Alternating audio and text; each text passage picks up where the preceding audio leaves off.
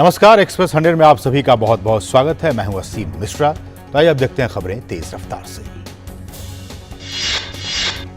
भारत और ऑस्ट्रेलिया के बीच मुक्त व्यापार समझौता हुआ लागू। समझौते के तहत ऑस्ट्रेलिया भारत द्वारा निर्यात किए जाने वाले करीब 96% उत्पादों पर शुल्क हुआ समाप्त।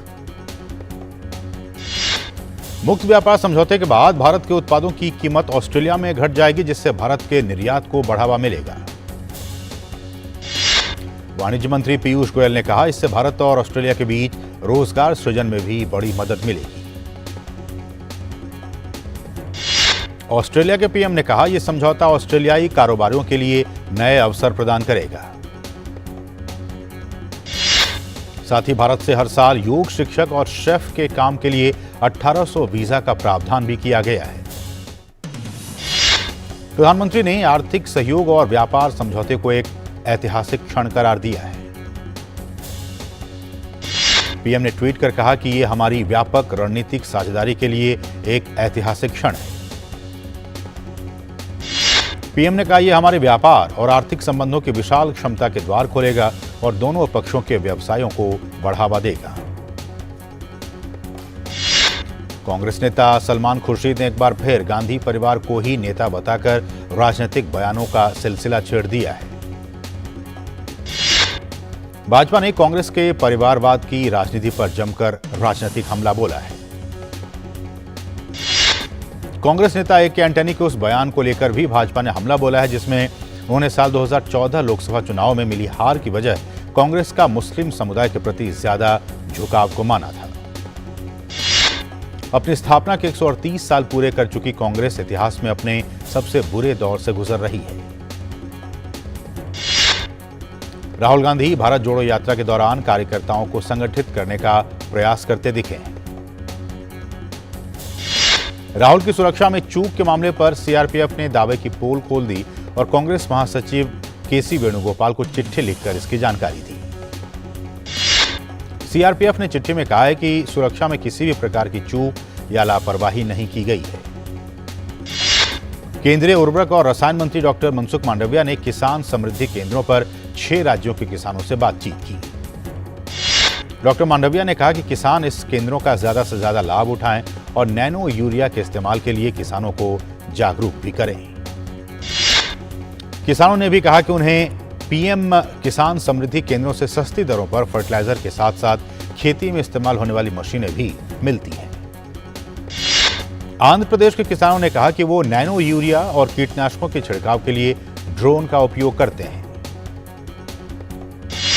शुक्रवार को पश्चिम बंगाल के दौरे पर पहुंच रहे प्रधानमंत्री राज्य को 7,800 करोड़ रुपए से अधिक मूल्य की परियोजनाओं का तोहफा देंगे। पीएम कोलकाता में शुक्रवार को राष्ट्रीय गंगा परिषद की दूसरी बैठक की अध्यक्षता भी करेंगे। बैठक में केंद्रीय जल शक्ति मंत्री, उत्तराखंड, उत्तर प्रदेश, बिहार, झारखंड और पश्चिम बंगाल के मुख्यमंत्री भी शामिल होंगे। पीएम हावड़ा को न्यू जलपाईगुड़ी से जोड़ने वाली वंदे भारत एक्सप्रेस ट्रेन को भी झंडी दिखाकर रवाना करेंगे। पीएम कोलकाता में मेट्रो की जोका तारातला पर्पल लाइन की आधारशिला रखेंगे। इसकी निर्माण लागत 2,475 करोड़ रुपए से अधिक है। प्रधानमंत्री 335 करोड़ रुपए से अधिक की लागत वाली न्यू जलपाईगुड़ी रेलवे स्टेशन की पुनर्विकास परियोजना की आधारशिला भी रखेंगे। राष्ट्रपति द्रौपदी मुर्मू तेलंगाना के दौरे पर हैं। राष्ट्रपति ने आज हैदराबाद के G Narayanamma institute of science and technology का दौरा किया। राष्ट्रपति ने पूर्व प्रधानमंत्री अटल बिहारी वाजपेयी का जिक्र करते हुए कहा कि भारत एक जीवंत राष्ट्र है और यहां पुरुषों और महिलाओं को हर तरह से समान अधिकार मिले हुए हैं। राष्ट्रपति ने भारत के विकास के लिए डिजिटल लिटरेसी को अहम बताया। उन्होंने कहा कि देश में तेजी के साथ डिजिटल क्षेत्र का विकास हो रहा है। उज्बेकिस्तान में भारतीय कफ सिरप मैरियन बायोटेक से भारतीय कफ सिरप में कथित मिलावट का मामला सामने आया है। केंद्रीय स्वास्थ्य मंत्रालय ने कहा है कि कफ सिरप को नमूना परीक्षण के लिए क्षेत्रीय औषधि परीक्षण प्रयोगशाला चंडीगढ़ भेजा गया है। मैरियन बायोटेक फार्मा ने कहा है कि सरकार कारणों की जांच करा रही है। विदेश मंत्रालय ने कहा है कि हमारा दूतावास उज्बेकिस्तान के अधिकारियों के साथ इस मामले में संपर्क में है। कांग्रेस नेता जयराम रमेश ने सरकार पर तंज कसा तो बीजेपी के नेताओं ने पलटवार करते हुए कहा कि कांग्रेस देश को बदनाम करने का कोई मौका नहीं छोड़ती है। भारतीय रेलवे ने ट्रेन लेट होने पर यात्री टिकट को रद्द करने और पैसे वापस लेने की ऑनलाइन सुविधा की शुरुआत की है। ट्रेन 3 घंटे या उससे ज्यादा अगर देरी से चल रही है तो आपको टीडीआर फाइल करके अपना रिफंड आप पा सकते हैं। अगर यात्रियों को ऑनलाइन जाने में किसी प्रकार की दिक्कत होती है तो वो रेलवे के हेल्पलाइन नंबर 139 पर कॉल करके सारी जानकारी प्राप्त कर सकते हैं। पहले ये सुविधा केवल काउंटर टिकटों पर ही मिलती थी, लेकिन अब ऑनलाइन टिकटों पर भी ये उपलब्ध है। इसके लिए आपको एक टीडीआर यानी टिकट डिपॉजिट रिसिप्ट फाइल करना पड़ता है, जो कि IRCTC की वेबसाइट पर उपलब्ध है। ट्रेन 3 घंटे या उससे ज्यादा अगर देरी से चल रही है तो आपको टीडीआर फाइल करके अपना रिफंड पा सकते हैं, और अगर ट्रेन कैंसिल हो जाती है तो आपको टीडीआर फाइल करने की भी जरूरत नहीं होगी। यही नहीं, अगर आपकी ट्रेन देर से चल रही है और आपको अगर अपने रनिंग ट्रेन की स्टेटस जाननी है तो उसके लिए भी आप रेल पूछताछ ऐप या पोर्टल की मदद ले सकते हैं। उत्तर भारत में शीतलहर के बीच गुरुवार की सुबह दिल्ली NCR में रहने वाले लोगों को खिली धूप के कारण सर्दी से थोड़ी राहत मिली। हरियाणा और पंजाब में कड़ाके की ठंड जारी है और कई इलाकों में गुरुवार को तापमान 10 डिग्री सेल्सियस से नीचे दर्ज किया गया। उत्तराखंड के पहाड़ी इलाकों में के 5 जिलों में मौसम विभाग ने आने वाले 2 दिनों में बारिश और बर्फबारी होने की आशंका जताई है। उत्तर प्रदेश में कोहरे और ठंडी हवाओं के साथ मौसम एक बार फिर बदला है। मौसम विभाग के मुताबिक पहाड़ों में भारी बर्फबारी की आशंका के कारण मैदानी इलाकों में बारिश हो सकती है। बिहार में पटना सहित पूरे राज्य में उत्तर पश्चिमी ठंडी हवाओं के कारण मौसम ने कहर बरपाना शुरू कर दिया है। असम सहित पूर्वोत्तर भारत में लोगों को ठंड का सामना करना पड़ रहा है। डिब्रूगढ़ में तापमान 10 डिग्री सेल्सियस दर्ज किया गया। केंद्रीय गृह मंत्री अमित शाह ने आज नई दिल्ली में BSF ऐप और BSF मैनुअल का उद्घाटन किया। गृह मंत्री ने कहा कि ये ऐप प्रोएक्टिव गवर्नेंस का एक बड़ा उदाहरण है। गृह मंत्री ने कहा कि अब जवान सभी जानकारी अपने मोबाइल ऐप पर प्राप्त कर सकते हैं।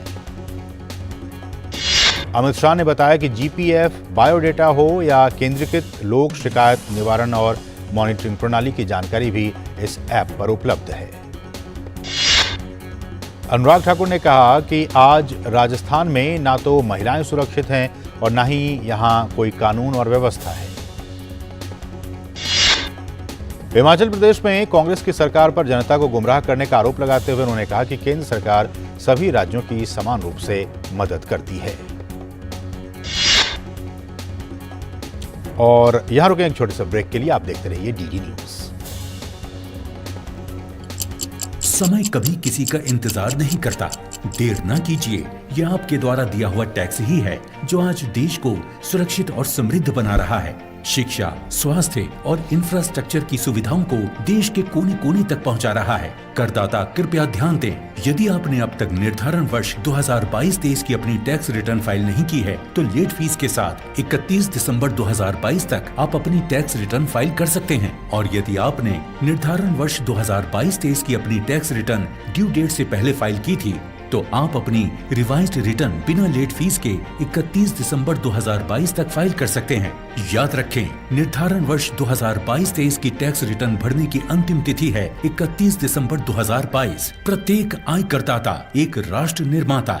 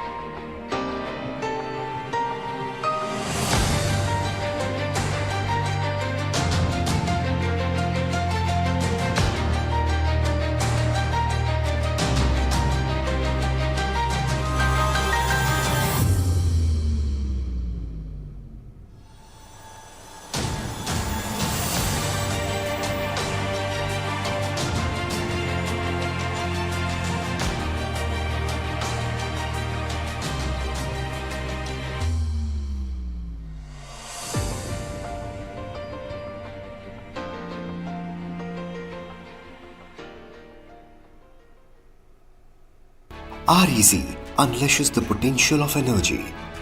REC funds energy. Funding that catalyzes. Funding that inspires. Funding that transforms. For sustainability and reliability. For investment and development. Adding value. Every day in every way. This is what our energy is. This is REC.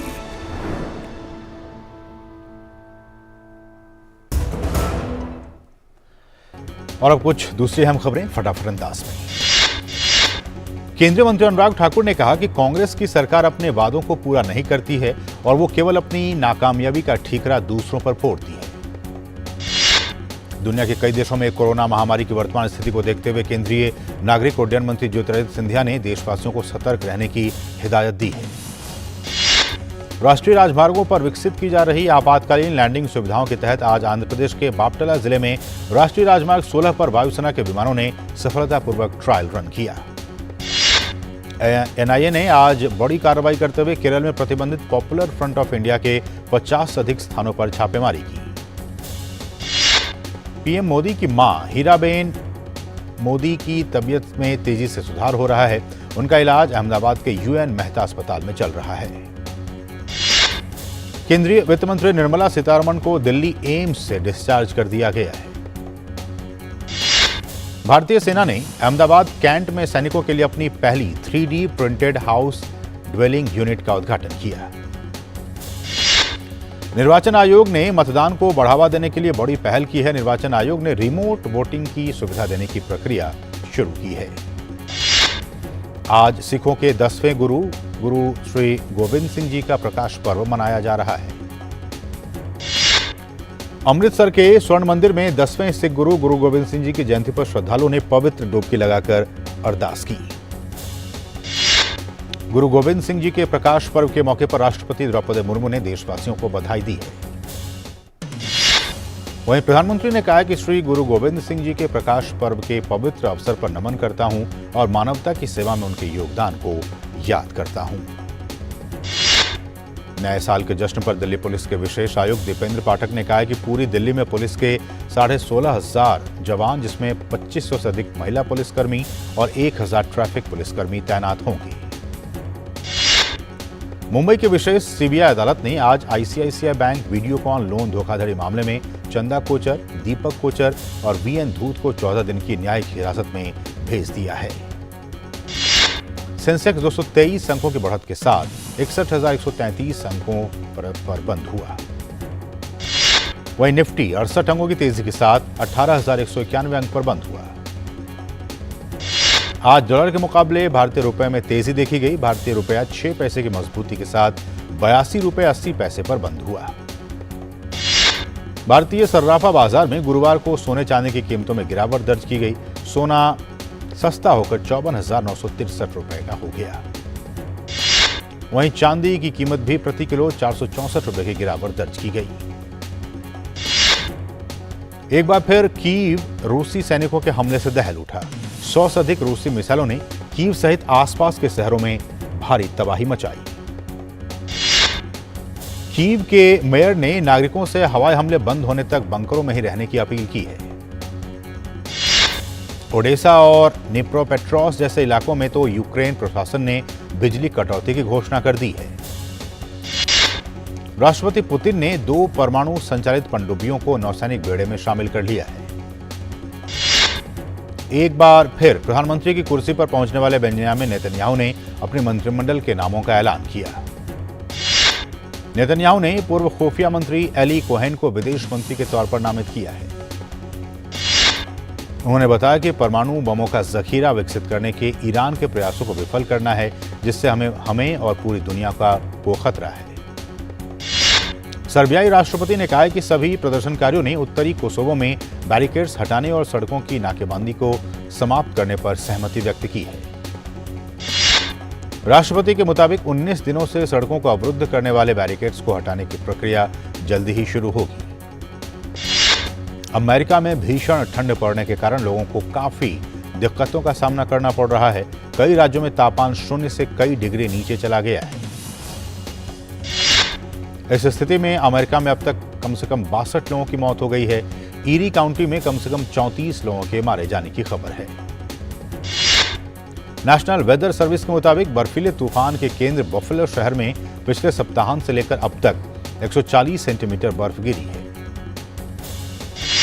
बर्फीले तूफान के कारण America में उड़ानों को रद्द करने के कारण जनजीवन प्रभावित हुआ है। शुक्रवार से लेकर 14,000 से ज्यादा उड़ानों को रद्द कर दिया गया है।